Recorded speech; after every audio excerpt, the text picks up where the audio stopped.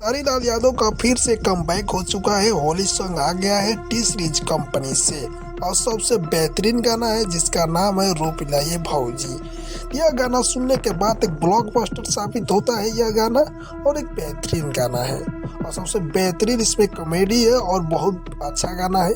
यह हमें लगता है इस होली में यही गाना बजने वाला है।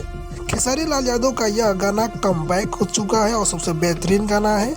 इसके जो राइटर है अभिषेक बच्चन है और खेसारी लाल यादव गए हैं और खुशी केकर है फीमेल सिंगर और इसमें एक्टिंग की है नीलम गिरी सबसे बेहतरीन डांसर। और कह सकते हैं इसका व्यू का आंकड़ा बहुत पार कर चुका है। मात्र 12 घंटा में 12 लाख व्यू है और 1.5 लाख लाइक है। एक ऐसे सुपर हिट ये गाना हो चुका है और सबसे ब्लॉकबस्टर है। सभी लोग देखकर चौंक गए हैं कि ट्रेंडिंग स्टार का जलवा चल रहा है। हमें लगता है ट्रेंड भी करेगा म्यूजिक सेक्शन में चाहे ट्रेंडिंग में।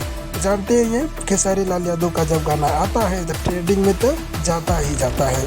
तो ऐसा कीजिए कि ट्रेंडिंग नंबर 1 पर लाइए इस गाने को, क्योंकि भोजपुरी संग सबको बता देना है खेसारी क्या औकात क्या है। ट्रेंड सिर्फ खेसारी ही करते हैं।